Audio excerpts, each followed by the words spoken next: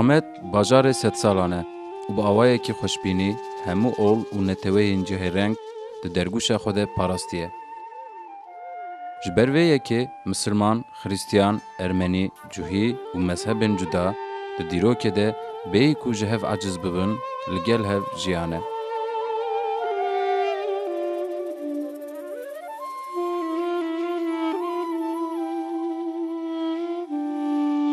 Vê xweşbîniya bêhempa ya Amedê bûye bingeha avakirina gelek dêran. Ji ber xweşbîniya bîr û baweriyan heta demek dirêj dengê narqos û hoparlorên mizgeftan bi hev re bilind bûne û li erşê ezîm belav dibûn.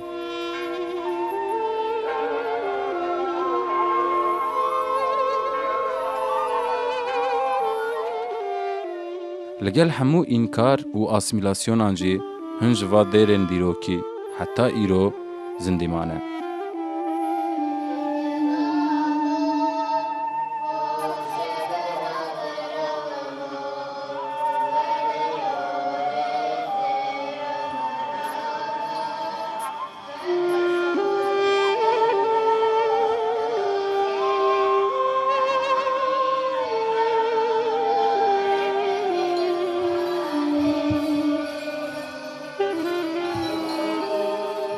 Her çiqas hejmara wan ji tiliyên destan nebore jî kesên li van dêran îbadeta xwe dikin jî hene.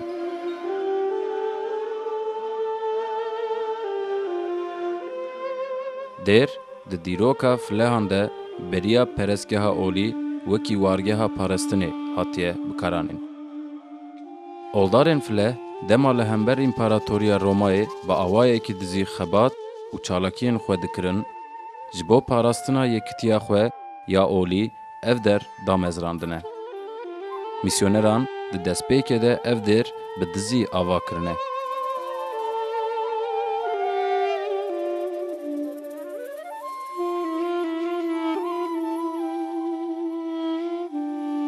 Piştî zayîna İsa Mesîh di sala 378 de bi awayekî fermî saziya dêrê hat qebûl kirin. Piştî dêr bi awayekî fermî hatin qebûl kirin, di dêrê de cewaziyên mîna serperest, mamoste, metran, pîskopos û her wekî din derketine holê. Ev cewazîbûn lêgerîna desthilatiyeke destnîşankirî bû. Di nava dêrên dîrokî û temendirêj de yek ji van dêra Meryemana ye. Dêra Meryemana dêrek ji dêrên Amedê ye. Di nav dêrên Amedê de dêra herî temendirêj, zindî û îbadet lê tê kirine.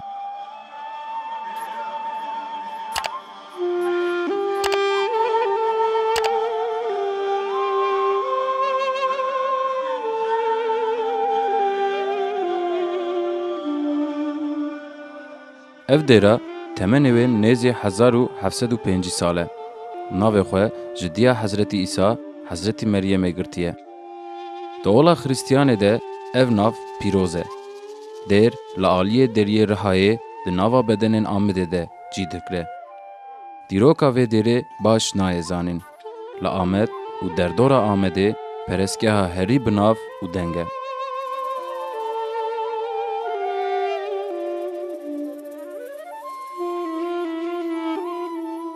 Tê gotin ku ev dêr jî wekî dêra St. George û Martoma perestgeha kesên ku ji rojê û agir re sicdebûnê ye. Tê zanîn ku heta sala 208 perestgeha Şemsiyan bû. Piştî Hezretî İsa û ola Xristiyaniyê di sed sala sêyem de wekî dêr hatiye bikaranîn.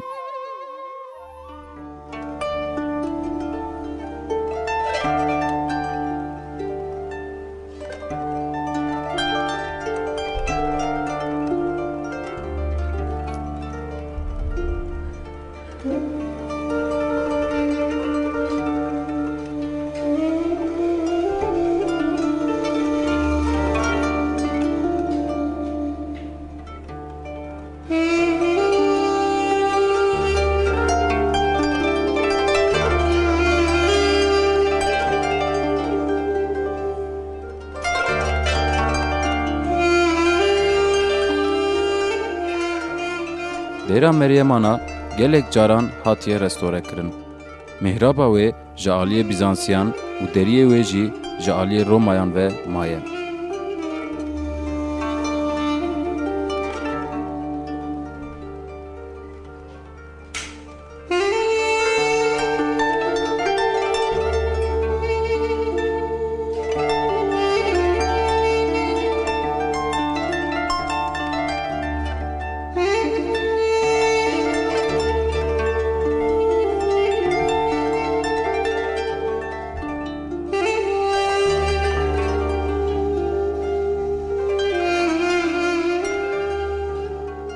La Amedê tenê li vê derê îbadet û ayîn têne kirin.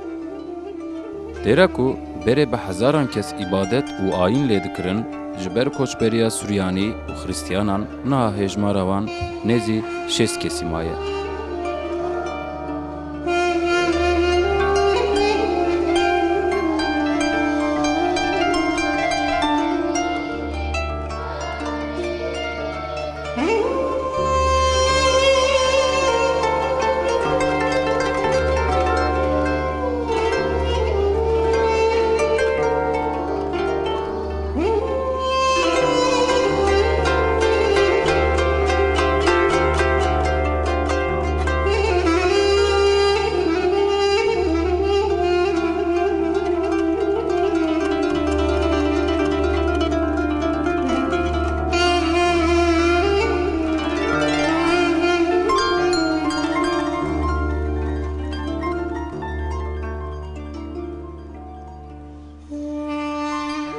Dêra Meryemana ji sê hewş dersxane, hêwana îbadetê û ji lojmanan pêk tê.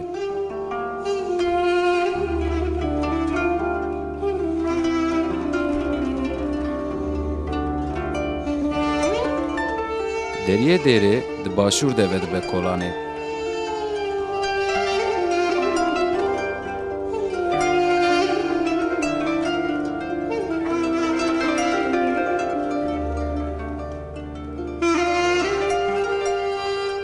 Diketina derî de eywanek biçûk, li bakurê vê eywanê jî hewşek mezin heye.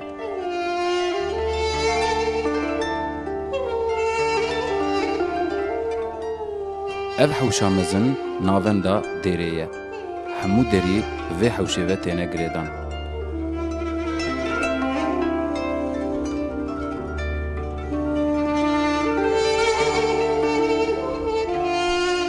Li deriyê yekemîn yê hewşa Dêrê ku li Kolanê dinêre, sûretên şêr ku li ser kevir hatine kolandin heye.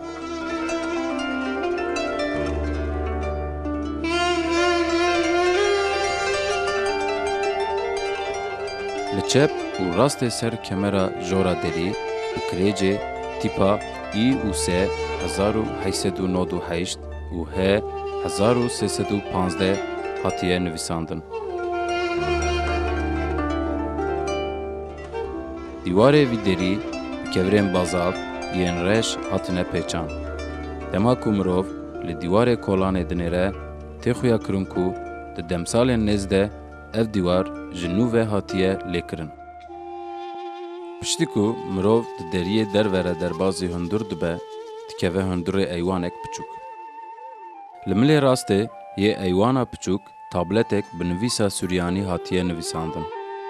Di vê nivîsê de tê gotin ku ev avahî di sala 1881 de ji aliyê civata Suryaniyên Amedî ve hatiye çêkirin.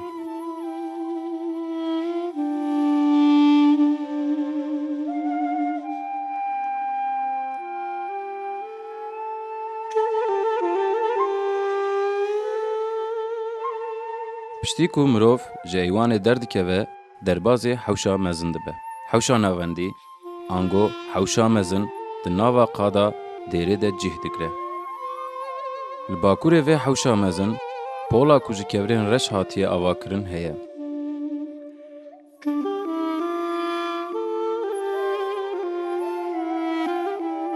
Li ser dîwarê vê polê bi nivîsa Suryanî wiha tê nivîsandin. Ev pol di sala 1805 de di dema duyemîn Patrik Yaqûb de ji aliyê Usfê kurê Musa ve hatiye çêkirin.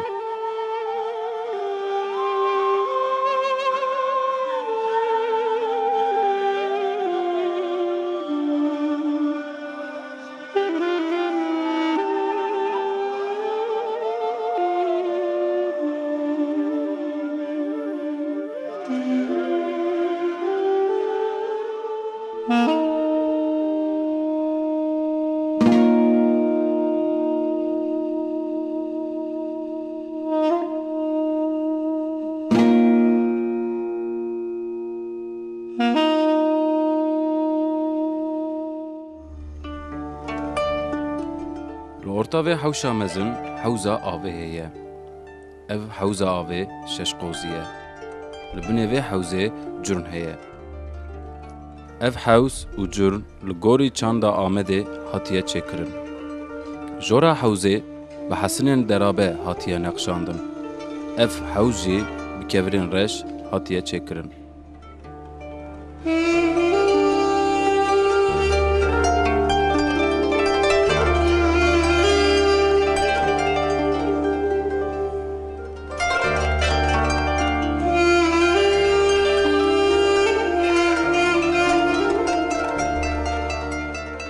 Li Rojhilata vê hewşa mezin salona dêra Meryem Ana heye.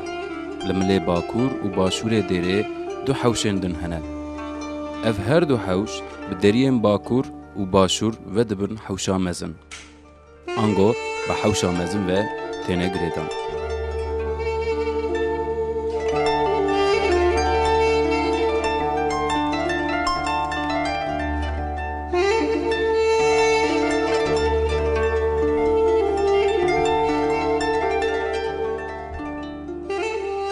Dema ku mirov ji hewşa mezin derbasê hewşa Başûrê Dêrê ango hewşa duyem dibe, li vir dîsa pol û mêvanxaneyek heye.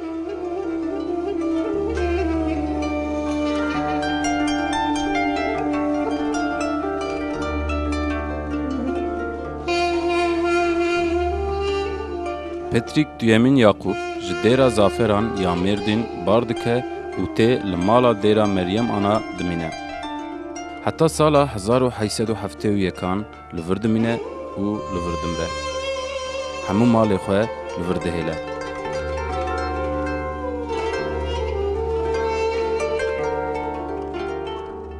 Ev avahî di sala 1860 de ji aliyê Petrîkê Hatayê Moran Mor Ignatios Petrik duyemîn Yaqûb ve hatiye çêkirin.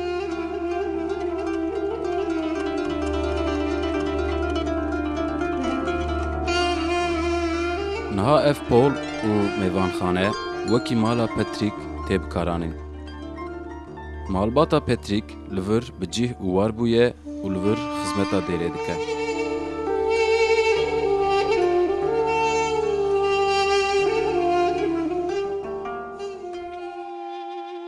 Dema ku mirov ji hewşa mezin derbasê hewşa Bakur ango hewşa sêyem dibe, li Rojhilatê hewşa Bakurê Dêrê dêra Mor Yaqûb heye.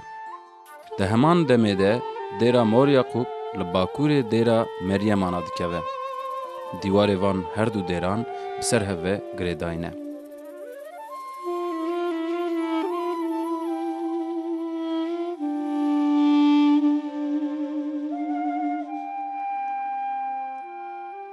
Dîsa li Rojavayê hewşa mezin bexçeyekî fireh ku di nav de darên team jî peyda dibin têne dîtin.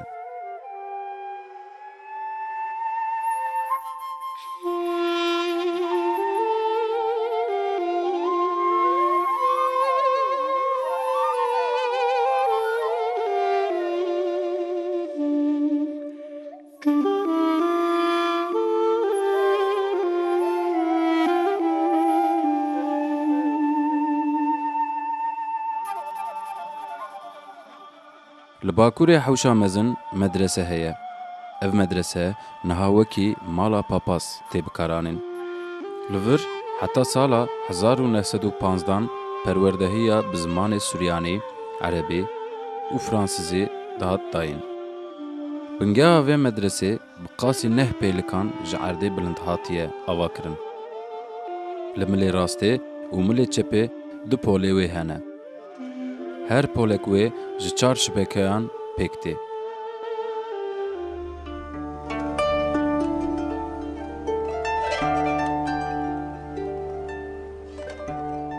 Li Rojhilatê vê hewşa mezin dêra Meryem Ana heye.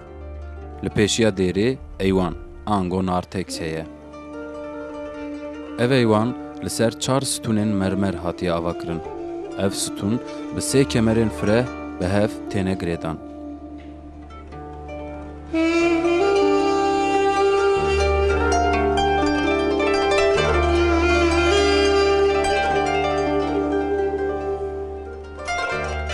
Li jora kemera ewil dîroka nûkirina dêrê heye. Li gorî vê nivîsê ev dêr di sala 1400 de hatiye nûkirin.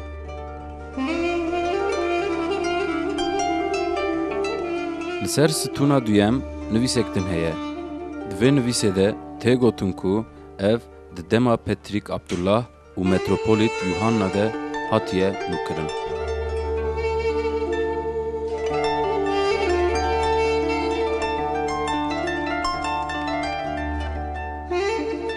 Li ser stûna sêyem wiha tê nivîsandin. Ev dêr herî dawî di sala 1965 de hatiye nûkirin.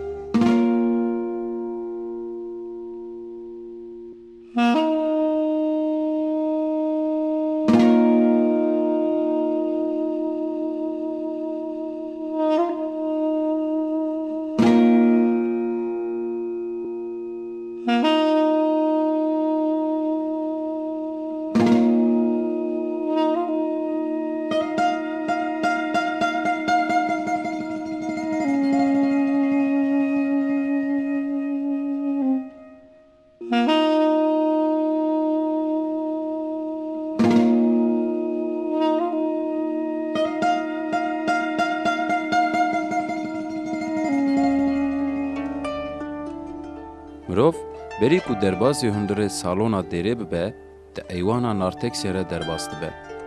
Li ser dergehê dêrê sembola xaçê heye.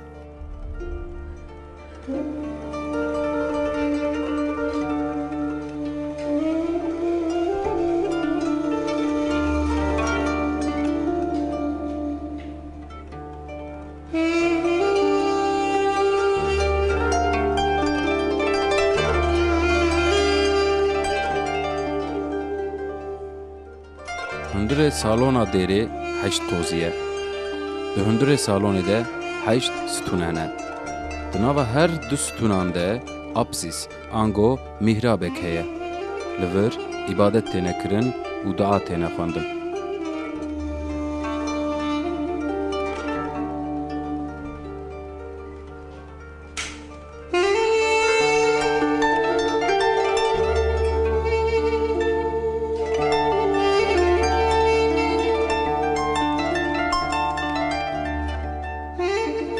Ev mesken, ango salon, wekî warê civîna xrîstyanan tê bikaranê. Xrîstyanên Amedê her hefte roja yekşemê tên û li vir kom dibin û îbadetên xwe dikin.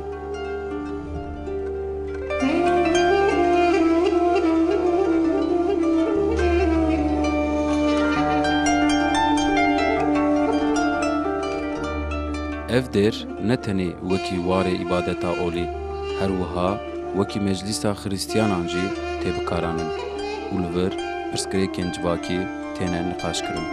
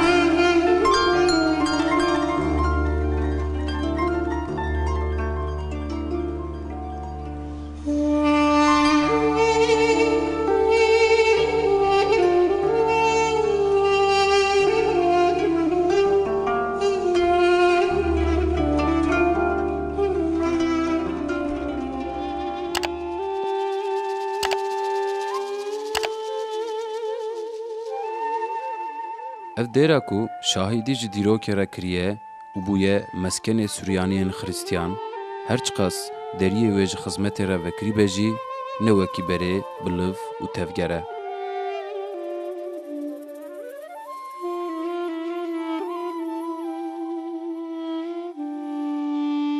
Dêra ku heta 200 sal berê bi hezaran kesî lê îbadet dikir, niha tenê hefteyê rojekî lê ayîn tê kirin.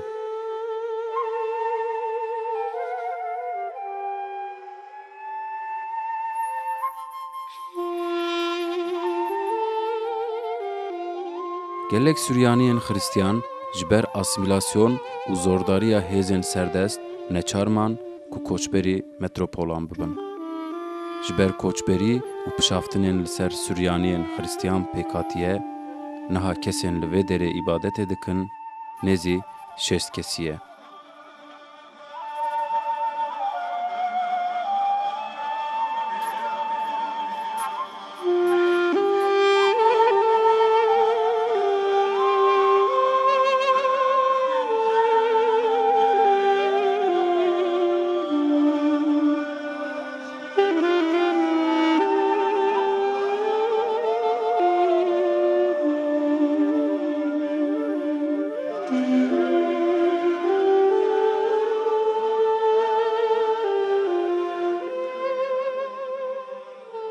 Suryaniyên li vir mane ji bo jiyandina bawerî û ola xwe tekoşînekê dimeşînin.